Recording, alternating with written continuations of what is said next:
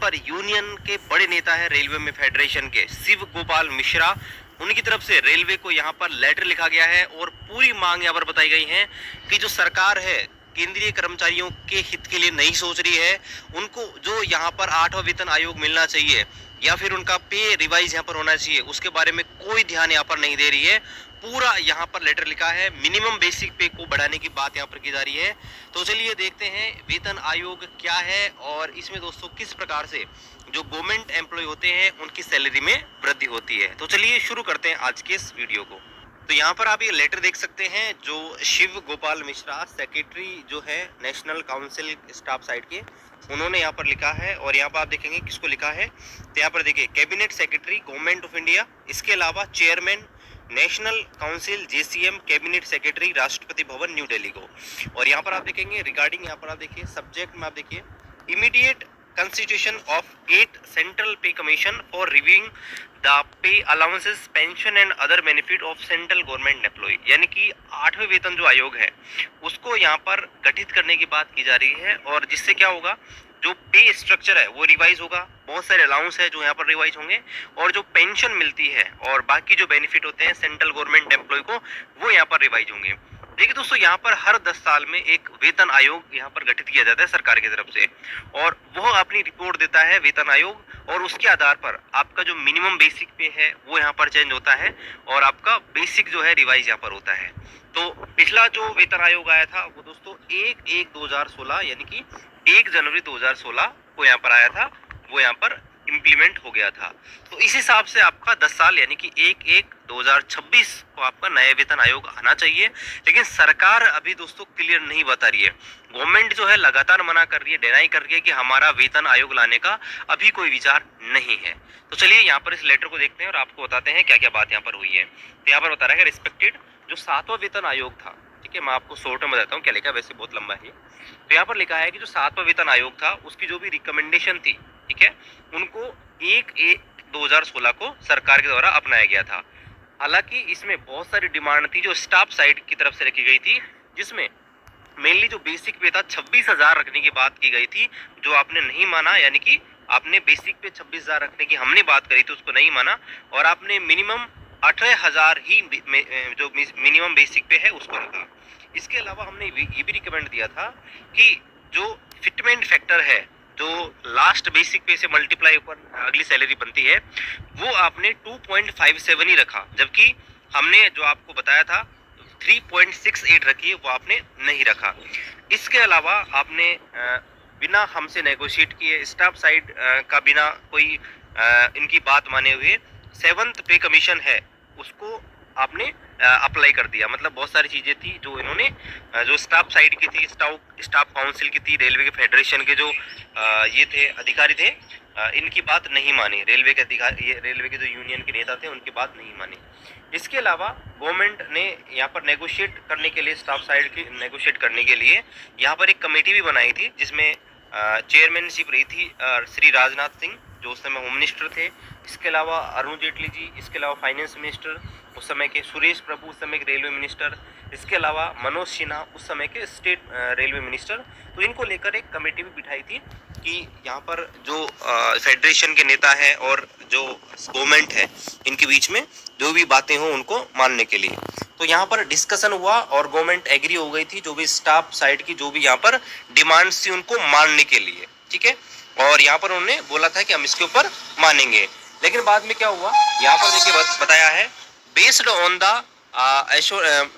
the assurance given by the committee of minister to indefinite strike was also postponed, और इसको बाद में postpone कर दिया गया। Unfortunately, no positive step were taken by the government to negotiate with the staff side and to increase the minimum pay of fitment factor। और यहाँ पर देखिए बताया गया है कि कोई पॉजिटिव स्टेप नहीं लिया गया इसके बारे में और सरकार की तरफ से नेगोशिएट करने में जो स्टाफ साइड के लोग बैठे हुए थे उनसे, और मिनिमम बेसिक पे को नहीं बढ़ाया गया और ना ही फिटमेंट फैक्टर को बढ़ाया गया। और यहाँ पर इन्होंने आगे लिखा है कि government itself says that the inflation in this the range of 4 to 7%। यानी गवर्नमेंट खुद कह रही है कि जो इन्फ्लेशन है, महंगाई है, वो 4 से 7% के बीच यहाँ पर रही है। और इसमें आप देखेंगे तो एवरेज जो इन्फ्लेशन है वो 5.5 निकल के आती है। जबकि यहाँ पर बता रहा है कि पोस्ट कोविड यानी कोविड के बाद जो महंगाई है वो इससे ज़्यादा यहाँ पर रही है प्री कोविड के की तुलना करें तो। यानी कोविड से पहले जो महंगाई थी और कोविड के बाद जो महंगाई है उसमें काफ़ी डिफरेंट है। यानी कोविड के बाद 2019-20 के बाद महंगाई बढ़ी है।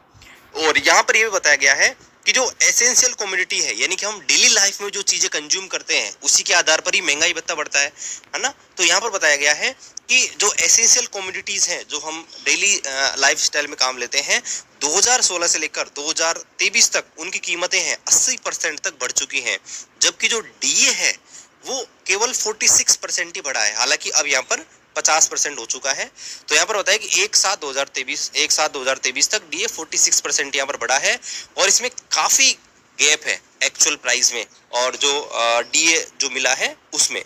आगे बताया गया है इसके अलावा जो गवर्नमेंट का रेवेन्यू है 2015 से लेकर 2023 तक वो यहाँ पर काफ़ी बढ़ चुका है। यहाँ पर बताया गया है वो काफ़ी बढ़ चुका है। इसके अलावा बताया गया है कि सेंट्रल गवर्नमेंट का जो एक्चुअल रेवेन्यू है वो लगभग 100% हो गया है, पहले की तुलना में 100% से बढ़ चला है, लगभग 2 गुना हो गया है। इसके अलावा जीएसटी कलेक्शन की बताया उन्होंने, जीएसटी कलेक्शन अप्रैल 2023 में 1.87 लाख हुआ है।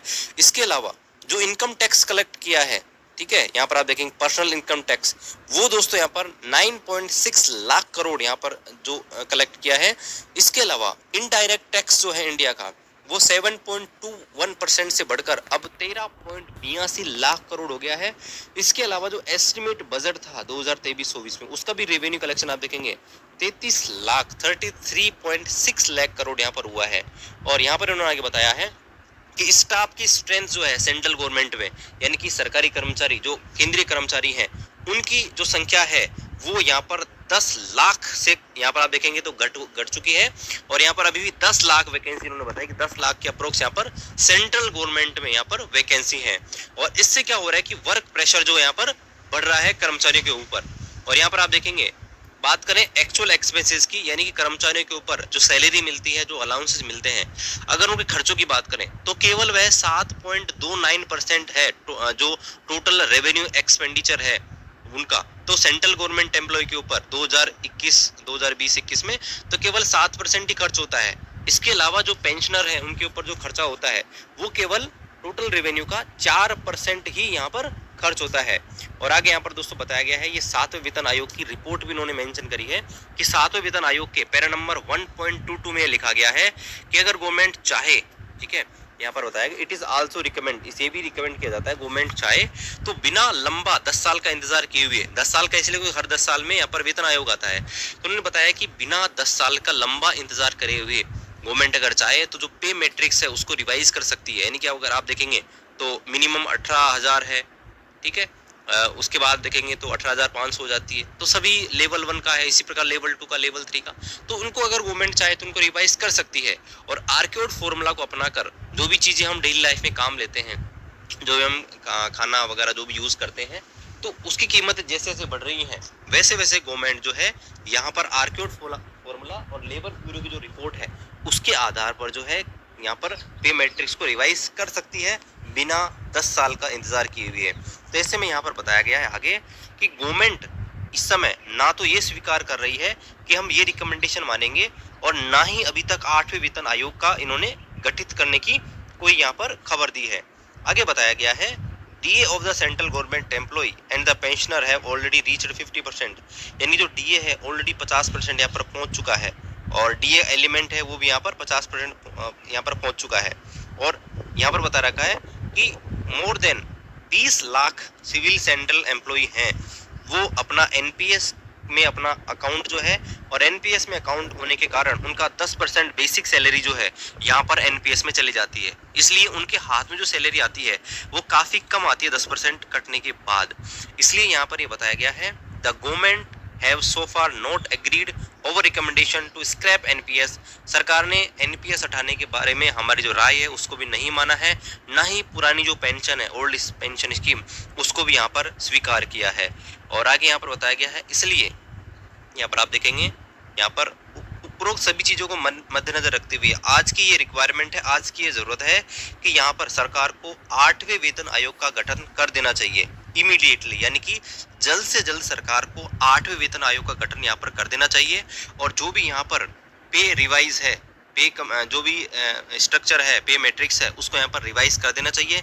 सारे अलाउंसेज हैं उनको यहाँ पर रिवाइज कर देना चाहिए ताकि यहाँ पर जो भी चीज़ें हैं वो बेनिफिट यहाँ पर मिले। और यहाँ पर ये बता रखा है कि जो यहाँ पर जो अलाउंसेज हैं, पे स्ट्रक्चर है, इसमें जो भी यहाँ पर बदलाव किए जाएं वो यहाँ पर म्यूचुअल डिस्कशन से किए जाएं, यानी कि जो जनरल सेक्रेटरी हैं या रेलवे स्टाफ, ये जो भी स्टाफ साइड है, उनसे डिस्कस करके यहाँ पर इनको किया जाए। Therefore the staff side demand that the government of India में इमीडिएटली कंसिस्ट ऑफ 8 सेंट्रल पे कमीशन। इसलिए जो स्टाफ साइड है यहाँ पर मांग करती है कि 8वें वेतन आयोग जल्द से जल्द यहाँ पर गठित किया जाए।